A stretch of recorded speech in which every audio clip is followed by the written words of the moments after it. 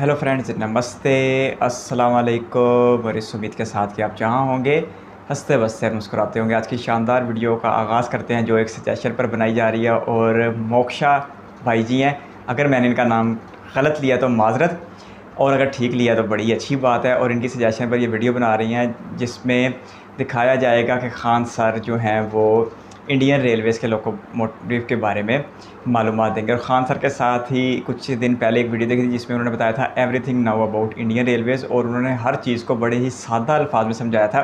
तो उसके बाद से जो उनका सिखाने का अंदाज़ था उसने भी मुझे अच्छा खासा मुतासर किया था। तो आज एक बार फिर देखते हैं कि इंडियन रेलवेज़ के लोकोमोटिव में हमें क्या क्या ख़ास सीखने को मिलता है। वैसे तो काफ़ी सारी मालूमात है भी सही, लेकिन जो सीख है वो हमेशा जारी रहनी चाहिए। तो इसलिए इस सफ़र को आगे बढ़ाते हैं और वीडियो आगाज़ करते हैं। लेकिन उससे पहले रिक्वेस्ट है, चैनल पर फर्स्ट टाइम आए कंटेंट पसंद आए तो वीडियो को लाइक और चैनल को सब्सक्राइब करना मत भूलिएगा।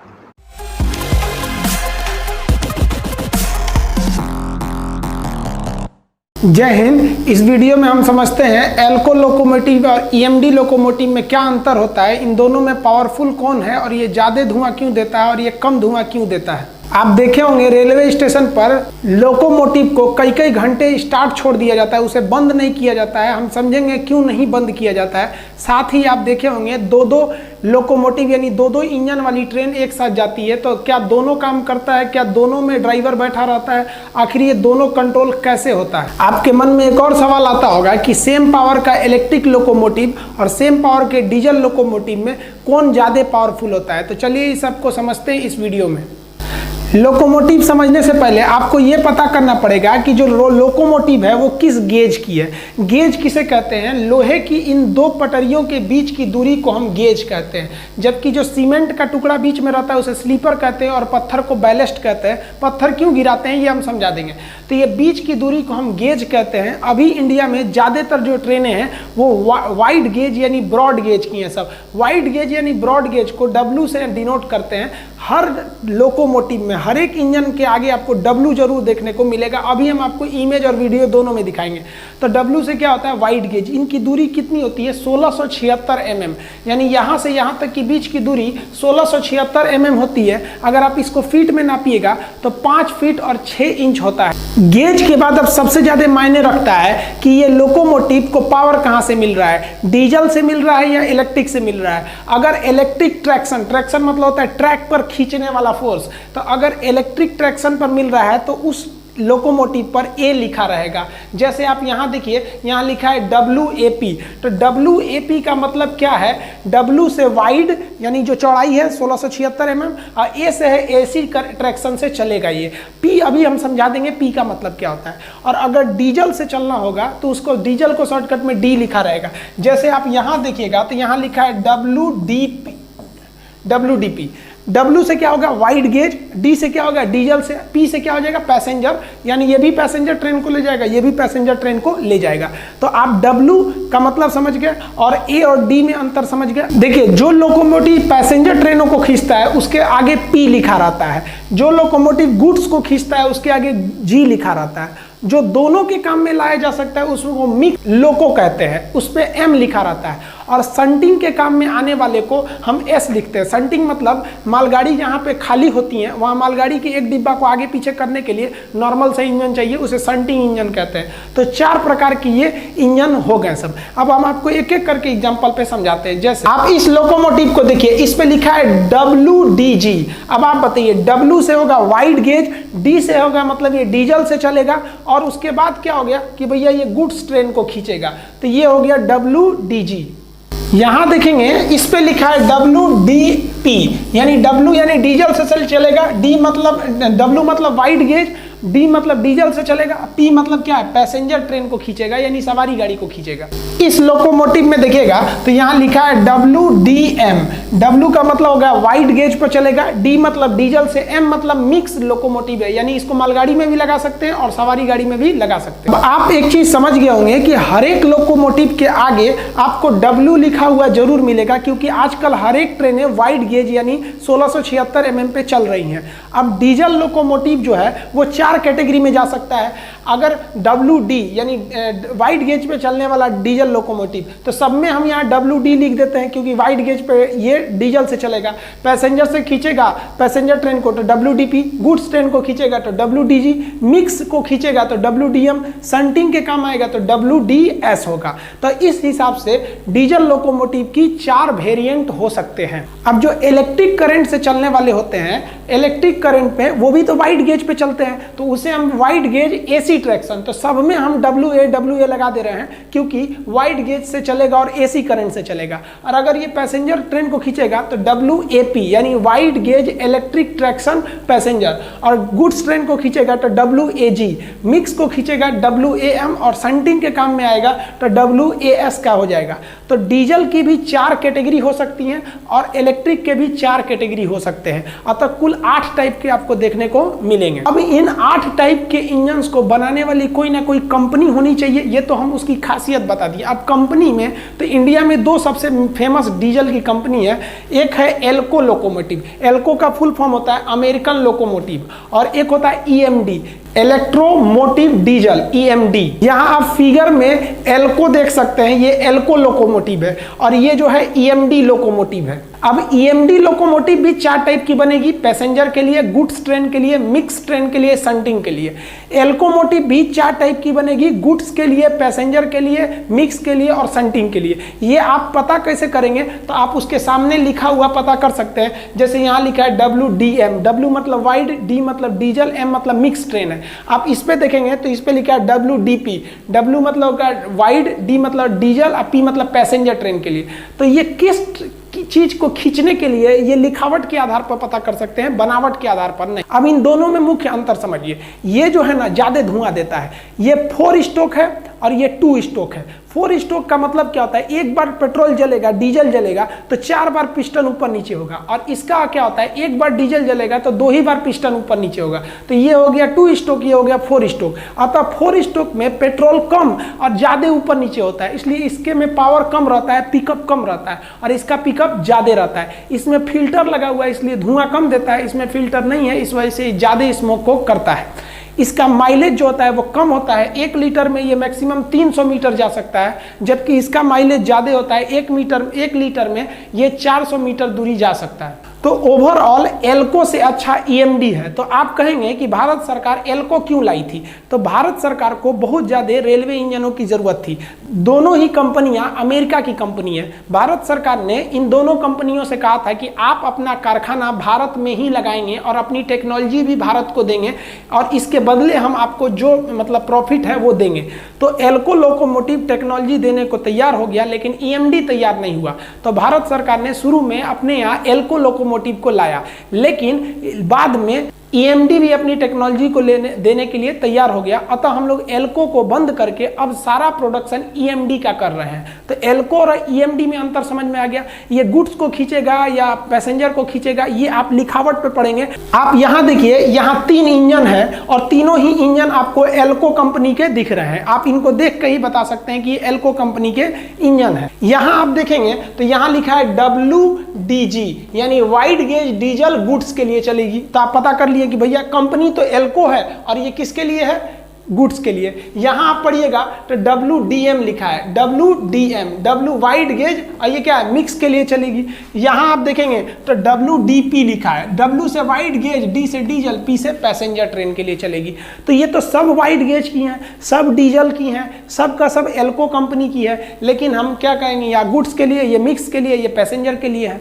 उसी तरह से आप यहां देखेंगे ये भी EMD मॉडल का इंजन है, ये भी EMD है, यानी दोनों को EMD कंपनी ही बनाती है। लेकिन अगर आप इसमें पढ़िएगा तो लिखा है WDG यानी डीजल से चलेगा वाइड गेज पर, लेकिन ये गुड्स को खींचेगा, और ये भी EMD का इंजन है। लेकिन यहाँ पढ़िएगा तो WDP लिखा है, यानी वाइड गेज डीजल से चलने वाला पैसेंजर को ये खींचेगा। तो इस तरह से आप समझ सकते हैं कि EMD की भी वेरिएंट होते हैं और एल्को के भी वेरिएंट होते हैं। शंटिंग क्या होता है, मालगाड़ियों में देखिएगा तो क्या होता है कि किसी स्टेशन पे 2 डिब्बे को खाली करना है, फिर अगले स्टेशन पे 5 डिब्बे को खाली करना है। तो इसलिए वहाँ पे काट कर दूसरी बोगी को जोड़ना, फिर बीच से हटाना, इसके लिए एक इंजन की जरूरत पड़ती है, जिसे हम लोग कहते हैं शंटिंग इंजन। तो शंटिंग इंजन का ज़्यादा पावरफुल नहीं होते हैं, उसको शॉर्टकट में S लिखा होता है शंटिंग के लिए। अब हम समझते हैं इलेक्ट्रिक से चलने वाली ट्रेनें। तो इलेक्ट्रिक से चलने वाली ट्रेनें एसी करंट पर चलती हैं, इसलिए इन्हें एसी ट्रैक्शन कहते हैं। अब इन पे W तो लिखा ही रहेगा क्योंकि वाइड गेज पे चलेंगी, ए मतलब इलेक्ट्रिक करंट, एसी करंट पे चलेगी, तो इसमें सब में WA तो रहेगा ही।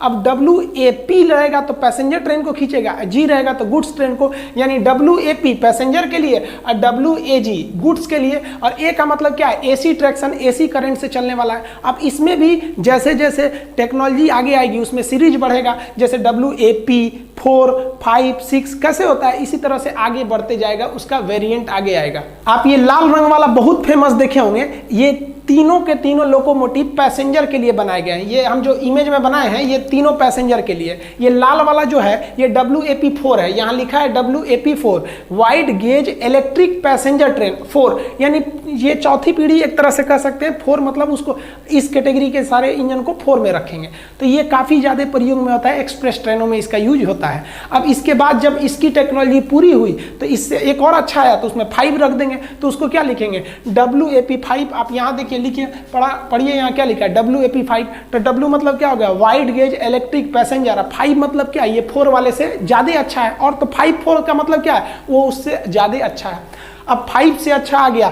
WAP7। तो WAP7 आप देखेंगे राजधानी वगैरह में ज़्यादा लगाता है।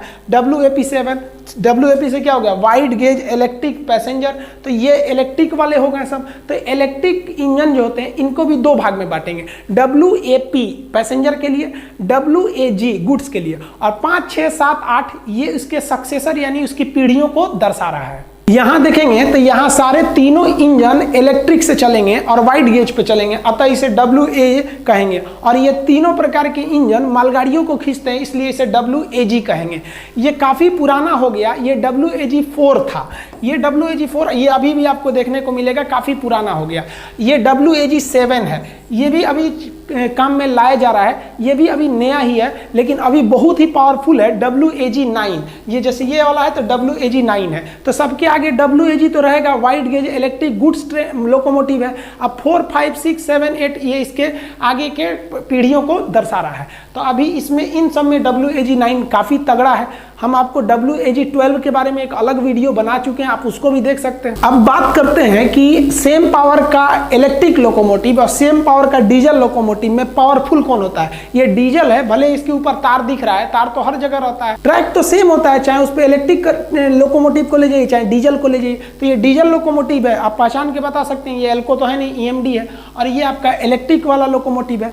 तो इसमें समझते हैं, देखिए कई लड़के कमेंट में पूछ रहे हैं कि सर इसमें प्लस माइनस क्या होता है। बाबू प्लस माइनस DC करंट में होता है और ये AC करंट है। AC करंट में होता है फेज और न्यूट्रल। फेज मतलब करंट आने का रास्ता, न्यूट्रल मतलब जाने का रास्ता।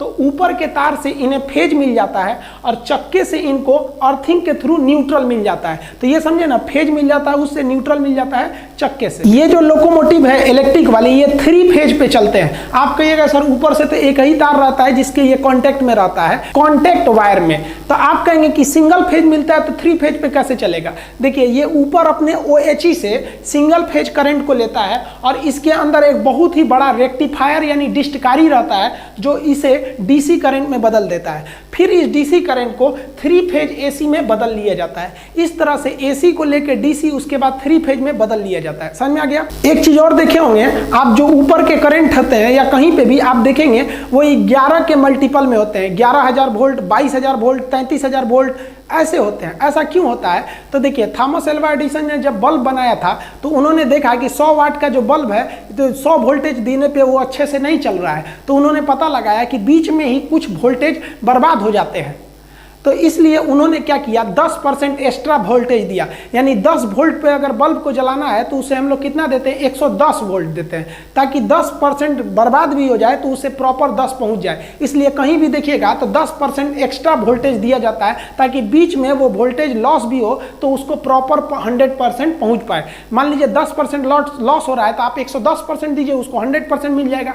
इसीलिए हमेशा 10% एक्स्ट्रा दिया जाता है। तो वो हो जाता है 11,000 वोल्ट, 22,000 वोल्ट, 33,000 वोल्ट। आपके मन में एक और सवाल आता होगा कि अगर रेलवे की किसी पटरी के ऊपर, इस पटरी पे अगर हम इलेक्ट्रिक का करंट सटा दें तो ये पटरी तो दिल्ली तक गई रहती है, मुंबई तक, तो क्या हम अगर मान लीजिए पटना में करंट सटा दें यहाँ पर, तो दिल्ली में किसी व्यक्ति अगर उस पर बैठा होगा तो उसको करंट मारेगा कि नहीं? नहीं मारेगा। दो रीजन, एक तो इतना वोल्टेज नहीं होगा आपके द्वारा दिए गए करंट को कि दिल्ली जा सके, वोल्टेज मतलब होता है स्पीड ऑफ करंट, तो एक वोल्टेज आपका कम है। दूसरा, जगह जगह पर इस ट्रैक को एक तार के द्वारा अर्थिंग जोड़ दिया जाता है, तो वो करंट कुछ दूर जाता है, फिर अर्थिंग यानी जमीन में चला जाता है, आगे जा ही नहीं सकता है। तो ये एसी लोकोमोटिव हो गया, डीसी लोकोमोटिव हो गया। आप लोग बहुत होशियार समझ रहे होंगे कि हम तो समझ गए कि डीजल लोकोमोटिव है एक और इलेक्ट्रिक लोकोमोटिव। भाई एक बात बताते हैं आपको, दुनिया का कोई लोकोमोटिव वर्तमान समय में ना डीजल पर चलता ही नहीं है। ये डीजल जो दिख रहा है ना, ये भी इलेक्ट्रिक पे ही चलता है, और ये जो इलेक्ट्रिक दिख रहा है तो ये इलेक्ट्रिक पे तो चल ही रहा है।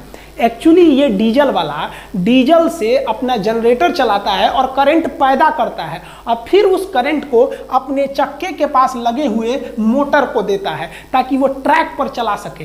ट्रैक पर चलने वाले मोटर को ट्रैक्शन मोटर कहते हैं। तो डीजल से चलने वाली लोकोमोटिव भी इलेक्ट्रिक ही होती है, बशर्ते वो डीजल से इलेक्ट्रिक को बनाती है और फिर चलती है। जैसे जनरेटर में डीजल डालते हैं, जनरेटर चलने लगता है ना, वैसे ही है। और ये जो होती है डायरेक्ट बिजली ले लेती है। तो इसका जो इंजन होता है अंदर में बहुत हैवी नहीं होता है, खोखला टाइप का होता है, अंदर में कुछ खास जगह नहीं होता, आप अंदर इधर से उधर जा सकते हैं। लेकिन ये जो होता है ससुरा बहुत भारी होता है, क्योंकि इसमें भारी भरकम मशीनें लगी रहती हैं बिजली बनाने के लिए। इसको क्या है ससुरा, ऊपर से लिया बिजली, अंदर एक ट्रांसफार्मर लगा है और एक तो रेक्टिफायर लगा है और डायरेक्ट दे दिया ट्रैक्शन मोटर को। तो ये हल्का होता है, ये बहुत भारी होता है। तो ये याद रखिएगा, ट्रैक्शन मोटर कहाँ लगे रहते हैं? तो चक्के के नीचे। ट्रैक्शन मोटर जो होते हैं वो अंदर लगे होते हैं और यही पूरे ट्रेन को चलाते हैं। पावर यहीं पे आके मिलता है इनको, ये ट्रैक्शन मोटर को, और ये डायरेक्ट इंजन में रख के नीचे चक्के से डायरेक्ट जुड़े रहते हैं, अतः इन्हें हम लोग ट्रैक्शन मोटर कहते हैं। ट्रैक्शन मतलब होता है खिंचाव वाला फोर्स, इसे खींच कर ट्रैक पर खींचने वाले बल को क्या कहेंगे? ट्रैक्शन फोर्स के नाम से जानते हैं। और यहीं पे आप ये देखिए व्हील अंदर पकड़ रहा है। यहाँ पे भी हम समझाएंगे आपको कभी कि कैसे ट्रेन अपनी पटरियों को बदल लेती है। आप देखे होंगे कैसे बदल ली यहाँ पर, इसके बारे में भी हम आपको समझा देंगे। अब इन दोनों में अगर सेम पावर का रहे तो इलेक्ट्रिक वाला पावरफुल होगा तो डीजल वाला, तो समझिए ट्रैक्शन मोटर पर जितना भयानक लोड डालिएगा उस ससुरा उतने तेज भागेगा। इसलिए डीजल इंजन बहुत हैवी होता है और ये ट्रैक्शन मोटर पर बहुत ज्यादा दबाव डालता है, इसलिए ये बहुत तगड़ा साबित हो जाता है। और ये जो इलेक्ट्रिक लोको होते हैं ये हल्के होते हैं, इसलिए ये ट्रैक्शन मोटर पर ज्यादा दबाव नहीं डाल पाते हैं, इसलिए ये सेम पावर होने के बावजूद ये डीजल से कमजोर साबित होते हैं। एक बात और, अगर मान लीजिए कि ट्रेन में लोड बहुत ज्यादा है और आपका इंजन हल्का है तो आपका पहिया स्लिप करने लगेगा, जिसे व्हील स्लिप कहते हैं। कभी कभी देखते होंगे ट्रैक्टर सामान लोड कर लिया है टाली में और कीचड़ में फंस गया तो उसका चकवा बिछलाने लगता है, घर घर घर घर करता है, तो उसे व्हील स्लिप कहते हैं। तो इसमें व्हील स्लिप की समस्या ज्यादा होती है, इसमें व्हील स्लिप की समस्या कम होती है। इसमें व्हील स्लिप की समस्या को कम करने के लिए इसमें बहुत बड़े बड़े लोहे के टुकड़े अंदर रख दिए जाते हैं ताकि ये भारी हो सके। और लेकिन इसमें भी व्हील स्लिप होता है, तो व्हील स्लिप से बचने के लिए हम किसी भी लोकोमोटिव में सैंड बॉक्स का प्रयोग करते हैं। आप देखेंगे लोकोमोटिव का जहां चक्का होता है उस चक्के के पास एक बॉक्स होता है, इसे हम लोग कहते हैं सैंड बॉक्स। इस सैंड बॉक्स में सूखा हुआ बालू रखते हैं, ये कंफर्म होना चाहिए कि बालू एकदम सूखा हो। और ये देखेंगे एक पाइप द्वारा ये यहां पर आया हुआ है, ये क्या करता है, जब चक्का स्लिप करता है तो यहाँ पे बालू छिड़क देता है। बालू छिड़क देने से आप जानते हैं इसमें फ्रिक्शन बढ़ जाता है और व्हील स्लिप नहीं होते हैं। तो ये बहुत जरूरी चीज होता है सैंड बॉक्स। आप देखेंगे किसी भी डीजल लोकोमोटिव या इलेक्ट्रिक लोकोमोटिव के पास ये होता है। अब आप डीजल लोकोमोटिव और इलेक्ट्रिक लोकोमोटिव में अंतर समझ गए और ये भी जान गए कि लोकोमोटिव जब भी चलता है तो ट्रैक्शन मोटर पर, और वो ट्रैक्शन मोटर को करंट चाहिए, ये डायरेक्ट करंट दे देता है, ये डीजल से करंट बना कर देता है, वजन में भारी ये होता है। अब आप कहेंगे तो सर हम लोग इलेक्ट्रिक वाले को ज्यादा यूज क्यों करते हैं? तो इलेक्ट्रिक वाला प्रदूषण कम करता है और इसे चलाने में खर्च कम आते हैं और इसका मेंटेनेंस कम होता है, इसलिए हम लोग ज्यादातर इलेक्ट्रिक वाले को यूज करते हैं। लेकिन 100% इलेक्ट्रिक नहीं करेंगे, क्योंकि बॉर्डर एरिया में डीजल ही चाहिए, क्योंकि हमला वगैरह होने पर दुश्मन से इलेक्ट्रिक तार टूट जाएगा। डीजल में क्या है, तार और से मतलब है नहीं, अपना लेके चला जाएगा। दूसरा, संटिंग एरिया में भी हम लोग ज्यादातर डीजल का प्रयोग करते हैं। संटिंग लाइनें इधर उधर होती हैं, उसके ऊपर OHC तार को ले जाना मुश्किल होता है, इसलिए 100% हम इलेक्ट्रिफिकेशन नहीं कर पाएंगे। आप एक और बात सोच रहे होंगे कि लॉकडाउन में ज्यादातर ट्रेनें बंद है, 80% ट्रेन बंद है, तो रेलवे इतनी बिजली को क्या कर रहा है। देखिए, बिजली को कोई स्टोर नहीं कर सकता है। रेलवे को पता है कि भैया हमको बिजली कम जरूरत है, तो जिस रेलवे जहां से एनटीपीसी कारखाने से बिजली खरीदती है उसको कहती है कि भैया हमको अब ज्यादा बिजली मत बनाइए। तो एनटीपीसी बिजली का उत्पादन ही कम करता है, जिससे कि रेलवे के पैसे बचते हैं, और एनटीपीसी को भी जो कोयला जलाकर बिजली बनाया जाता है उसके कोयले भी बचत होते हैं। तो इलेक्ट्रिक को आप स्टोर नहीं कर सकते। हाँ, आप इसके फिजूल खर्च को रोक सकते हैं। स्टोर कितना करिएगा, बैटरी में ज्यादा नहीं स्टोर हो पाता है। अब आप देखे होंगे कहीं कहीं दो लोकोमोटिव यानी दो इंजन को एक साथ जोड़कर ट्रेन को खींचा जाता है। ऐसा इसलिए किया जाता है कि अगर हमको बहुत ज्यादा लोडेड ट्रेन को खींचना है तो दो लोकोमोटिव को जोड़ देते हैं, या किसी पैसेंजर ट्रेन की स्पीड बहुत ज्यादा करनी है तो दो लोकोमोटिव को जोड़ देते हैं। अब बात करते हैं क्या इसमें दोनों में लोको पायलट रहता है? नहीं, लोकोमोटिव में केवल अगले लोकोमोटिव में पायलट रहता है, पीछे वाले में नहीं। जब हम कभी दो लोकोमोटिव को आपस में जोड़ देते हैं तो इसे हम मल्टीपल लोको कहते हैं। मल्टीपल लोको में जो लोको आगे रहता है उसे आगे वाले को हम कहते हैं लीड लोको, यानी लीडर की तरह आगे चल रहा है, और जो पीछे रहता है उसे कहते हैं हम ट्रायल लोकोमोटिव। जो लोको पायलट होता है वो लीड लोकोमोटिव यानी आगे वाले में बैठा रहता है। अब आप कहिएगा कि आगे वाले में बैठ के पीछे वाले को कंट्रोल कैसे करता है? देखिए, पीछे वाला भी लोकोमोटिव ऑन रहता है। हाँ, ये है कि जितना जितना कंट्रोलिंग का चीज आगे वाले में है वो पीछे वाले में भी रहता है, बस कनेक्ट करने की जरूरत है। तो इसको कनेक्ट करने के लिए लोकोमोटिव में टोटल 27 ऐसे फंक्शन होते हैं जिसे लोकोमोटिव को कंट्रोल करना पड़ता है। तो लोकोमोटिव तो आगे वाले लीड लोको में बैठा है और उसमें 27 ठो को वो कंट्रोल कर लेगा। फिर पीछे वाले को कैसे कंट्रोल करेगा? उसमें भी 27 ठो फंक्शन है, ब्रेक शूज है, फिर उसमें सैंड है, ट्रैक्शन है, स्पीड है, हर चीज होते हैं। तो टोटल ऐसे 27 चीजें हैं जिसको मेंटेन करना है। इसलिए एक 27 पिन का तार केबल लीड लोकोमोटिव से पीछे वाले ट्रायल लोकोमोटिव में जोड़ दिया जाता है। यहां आप देखेंगे कि यहां कैसे जोड़ा गया है इस लोकोमोटिव से यहां पर। ये कितने पिन का होता है? 27 पिन का। हर एक पिन अलग अलग फंक्शन को करता है। अब जो लीड लोकोमोटिव में पायलट जिस बटन को दबाएगा, जिस कमांड को करेगा, वो 27 पिन वाले कंट्रोल केबल के द्वारा इसके पीछे वाले ट्रायल लोकोमोटिव से भी सेम फंक्शन को किया जाएगा। इस तरह जो दो लोकोमोटिव दिख रहे थे वो दिखने में दो हैं लेकिन काम करते हैं एक ही लोकोमोटिव की तरह। अतः आप समझ गए कि दोनों लोकोमोटिव ऑन रहते हैं। अगर डीजल से चल रहे हैं तो दोनों ऑन है, और इलेक्ट्रिक से चलेंगे तो दोनों का पेंटोग्राफ उठा रहेगा। आप एक बात सोचते होंगे कि रेलवे स्टेशन पर ट्रेन को 4-4 घंटा अगर खड़ा भी करना है तो स्टार्ट करके खड़ा किया जाता है। ऐसा क्यों? देखिए, ट्रेन का लोको पायलट को टोटल 27 फंक्शन को करना पड़ता है। अब एक बार इंजन अगर बंद हो गया तो उस लोको पायलट को अपने हर एक चीज को चेक करना पड़ेगा, कि चेकलिस्ट मिलता है उसको, कि लिस्ट बनाइए कि हर चीज ठीक है कि नहीं, व्हील ठीक है, सैंड बॉक्स ठीक है, हर एक चीज को उसको चेक करना पड़ता है। इसमें उसको 20 मिनट का समय लग जाएगा। इंजन स्टार्ट होने में 2 मिनट लगता है, बस इंजन को स्टार्ट कर देना है। लेकिन हर एक चीज को चेक लिस्ट करने के बाद ही आपको स्टार्ट करना है, ये रेलवे का रूल है। अब आप बताइए, अगर लोको पायलट तो इंजन को बंद कर दिया और कंट्रोलर से कॉल आ गया कि नहीं इस ट्रेन को छोड़ दीजिए स्टेशन से, तो स्टेशन मास्टर सिग्नल दे देगा। अब लोको पायलट तो लोको को बंद कर दिया। बंद करने की वजह से अब उसे चेकलिस्ट फॉलो करना पड़ेगा, उतर के हर एक चीज को चेक करना पड़ेगा, हर एक चीज ठीक है कि नहीं। अब आधे घंटे लग जाएंगे। उससे अच्छा भैया आधा घंटा बर्बाद करने से अच्छा है कि आप थोड़ा सा डीजल ही जला लीजिए, क्योंकि आधा घंटा आप बर्बाद करेंगे तो पीछे की पूरी ट्रेनें आधे या 1.5 घंटे तक लेट हो जाएंगी। तो कई लोग ये कहते हैं कि ट्रेन एक बार बंद हो जाती है ना तो उसको स्टार्ट करने में बहुत तेल लगता है, बहुत टाइम लगता है। ऐसा कोई चीज नहीं है, केवल उसको चेकलिस्ट फॉलो करना पड़ता है, इसलिए वो इस तामझाम में नहीं रहता है। और स्टेशन मास्टर को पता भी नहीं रहता है कि ट्रेन को कब छोड़ना है। स्टेशन मास्टर का कोई बड़ा काम नहीं होता है, वो केवल किस प्लेटफॉर्म पे किस ट्रेन को लेना है बस इतना ही जानता है। इसके बाद तो उसको पता भी नहीं रहता है सोचा ट्रेन कहाँ गया। अब वो पता रहता है कंट्रोलर के बारे में। इसके बारे में हम कभी सेपरेट वीडियो बता देंगे कि कंट्रोलर और ब्लॉक सेक्शन क्या होता है। आप किसी लोकोमोटिव पर पढ़े होंगे, आगे लिखा होगा रक्षा कवच या एसीडी। एसीडी का फुल फॉर्म होता है एंटी कोलिजन डिवाइस, यानी ट्रेन को टकराने से ये रोकता है। ये एक नई टेक्नोलॉजी थी जिसे लाया गया तो यह पुराने लोकोमोटिव में लगा दिया गया। जिस लोकोमोटिव यानी इंजन में यह लगा रहता है उसको यह डिवाइस ये बता देता है कि जिस पटरी पर आप जा रहे हैं, जिस ट्रैक पर, उसके सामने कोई और ट्रेन नहीं है, इससे कि इसके कोलिजन यानी टकराने का खतरा कम हो जाता है। तो ये बहुत काम की चीज है एसीडी। जिस ट्रेनों में इसे लगाया गया उसे रक्षा कवच के नाम से जाना जाता है। किंतु वर्तमान समय में आप नई मॉडल की ट्रेन ईएमडी वगैरह में रक्षा कवच लिखा नहीं देखेंगे, क्योंकि अब इसमें ऑलरेडी आ ही गया है, सब में अब ये एसीडी लगा के ही भेजा जा रहा है, ताकि अगर सेम ट्रैक पर अगर 2 ट्रेनें आ जाएंगी तो जिसमें भी एसीडी यानी रक्षा कवच है उसका ब्रेक अपने से लग जाएगा। तो आज इंडिया की हर एक ट्रेन के इंजन में एसीडी यानी रक्षा कवच लगा दिया गया है। अब 2 ट्रेन को अगर एक साथ भेज भी देते हैं तो वो दोनों ट्रेनें रुक जाएंगी एक सेफ डिस्टेंस पर। लोकोमोटिव के फेस समझते, थुथुर खोपड़ी पे सामने आप देखे होंगे एक हेडलाइट रहता है, तो ये तो समझ में आता है भैया हेडलाइट है, रात के समय ट्रैक देखने के लिए होता है कि कोई जानवर वगैरह तो ट्रैक पे नहीं है। लेकिन इस हेडलाइट के ऊपर आप यहां देखेंगे कि येलो कलर का फ्लैशर लाइट रहता है। ये फ्लैशर लाइट क्यों होता है कि ये जब ट्रेन आपातकालीन स्थिति में रुकी है या चेन पुलिंग करके रोका गया है तो ये फ्लैशर लाइट को जला दिया जाता है। ये फ्लैशर लाइट अगले 4-5 किलोमीटर तक दिखता है, इसकी इंटेंसिटी काफ़ी ज़्यादा रहती है, इसे बहुत हाई वोल्टेज पर दिया जाता है और ये कंटिन्यू नहीं जलती है, ये जलती बुझती रहती है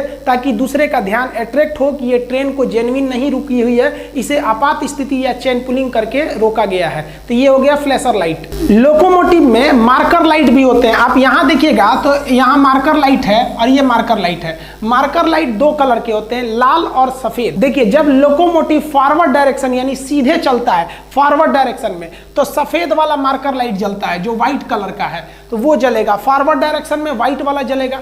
लेकिन जब लोकोमोटिव बैक में चलेगा तो जैसे लोकोमोटिव बैक गियर में जाएगा, पीछे की ओर जाता है, तो पीछे जब जाएगा तो रेड कलर का जलेगा। तो रिवर्स में चलने पर जो मार्कर लाइट होती है वो कैसी दिखती है, रेड कलर की दिखती है। आप कभी कभी ट्रेन को देखते होंगे, अगर वो FM यानी ट्रैक पे FM लिखा रहता है फॉलिंग मार्क, उसको अगर नहीं क्रॉस कर गई है या फिर उस पर एडजस्ट करना है तो आगे पीछे होने लगती है, तो उस समय ये मार्कर लाइट बताता है कि ट्रेन आ रही है कि ट्रेन जा रही है। आई होप आप रेलवे लोकोमोटिव यानी इंजन के बारे में सब कुछ समझ गए होंगे। इसके अलावा आप देखे होंगे कि रेलवे कोच के ऊपर इस तरह के कुछ बॉक्स बने होते हैं। इसका मतलब क्या होता है, जब रेल क्रॉस करती है स्टेशन पर तो लोको पायलट एक झंडा दिखाता है और प्लेटफॉर्म पर एक व्यक्ति हरा झंडा लिए रहता है और लाल झंडे को बाएं हाथ में लिए रहता है।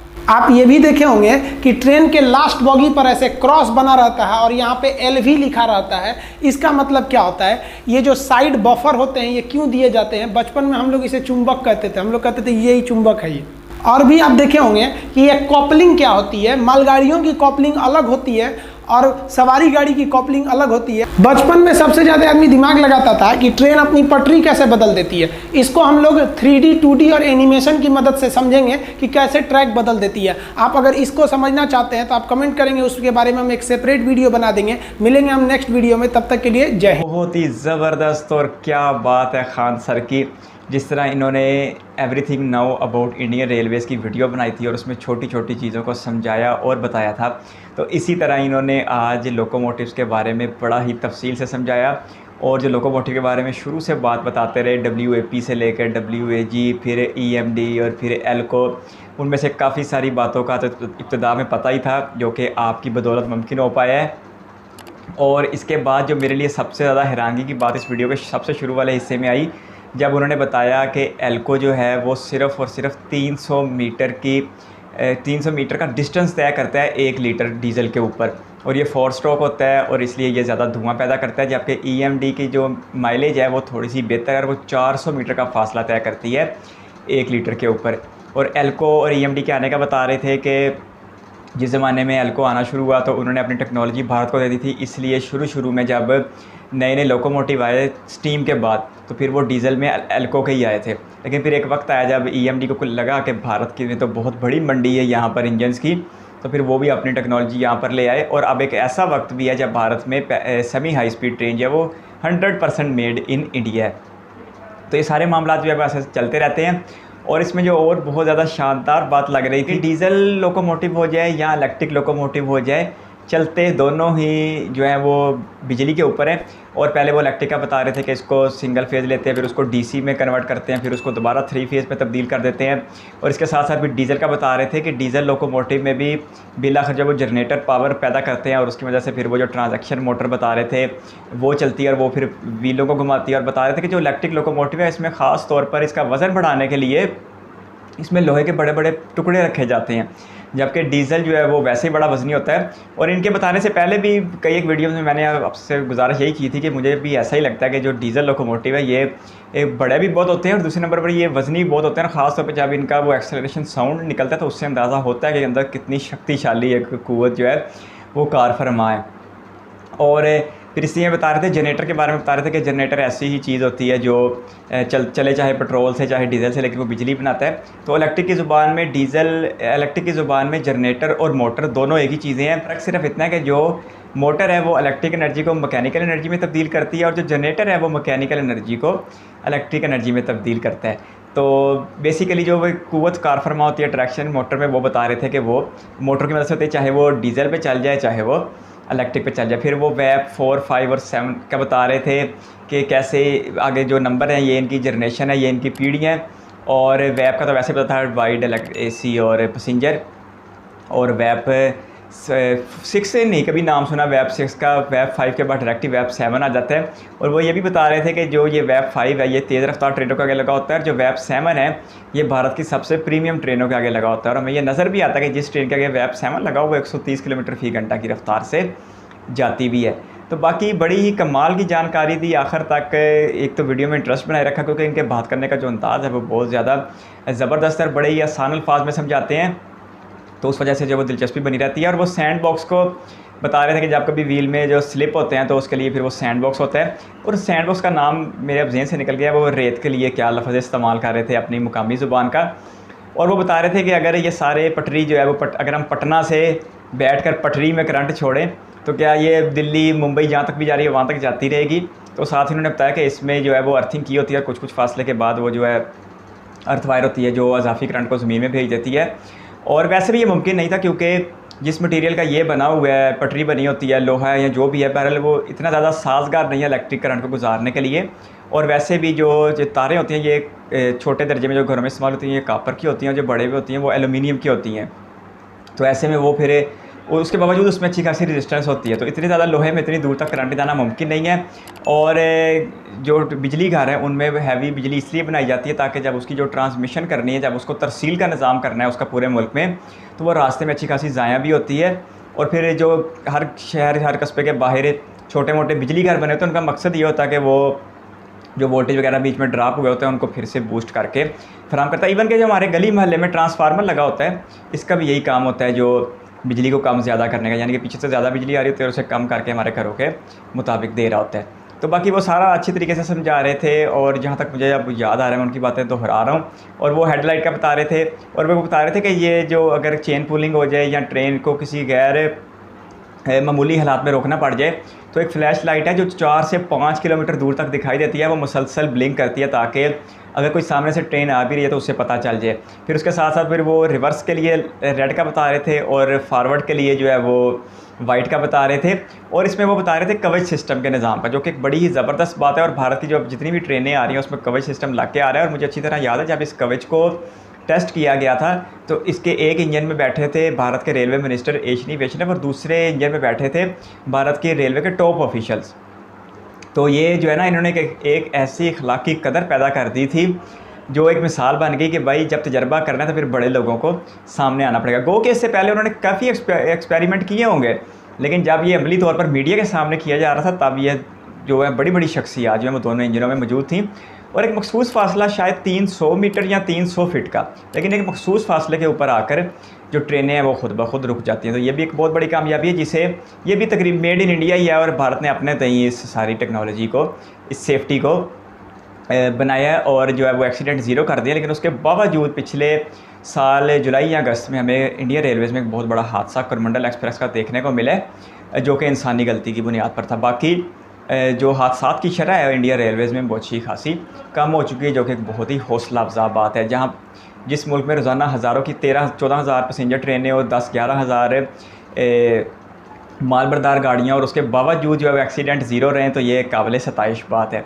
तो आज जान के अच्छा लगा everything now about Indian Railways locomotives, और ज़बरदस्त जानकारी दी जी। और जहाँ तक मुझे याद पड़ा मैंने भी दोहरा दी, लेकिन खान सर के सिखाने के अंदाज़ ने अच्छा खासा मुतासर किया। और अब पता लगता है कि यार लोग क्यों, जो भारत की एक बहुत बड़ी यूथ है जो इनको फॉलो करती है और इनसे सीखती है, पीछे यही बात है कि ये बात को बड़े ही सादा अंदाज में समझाते हैं।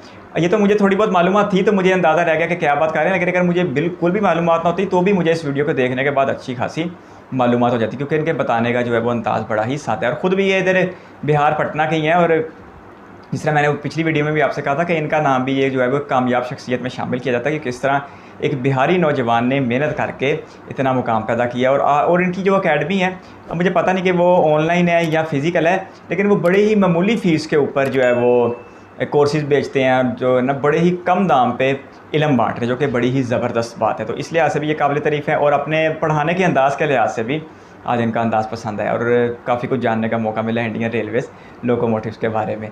आप किस तरह का कंटेंट देना चाहते हैं, कमेंट बॉक्स में अपनी सजेशन दे सकते हैं। इस वीडियो को यहाँ तक देखने के लिए आपका बहुत बहुत शुक्रिया।